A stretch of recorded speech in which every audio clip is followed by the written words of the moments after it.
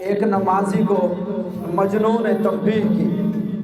ایک نمازی نماز پڑھ رہا تھا تو مجنون لیلا کے عشق میں غرق تھا، تو وہ جو نمازی نماز پڑھ رہا تھا مجنون اس کے آگے سے گزرا۔ جب آگے سے گزرا تو نمازی نے نماز مکمل کرنے کے بعد اس کو کہا، او مجنون، تمہیں پتہ نہیں میں نماز پڑھ رہا تھا؟ تجھے خبر نہیں میں کس کے ساتھ ہم کلام تھا؟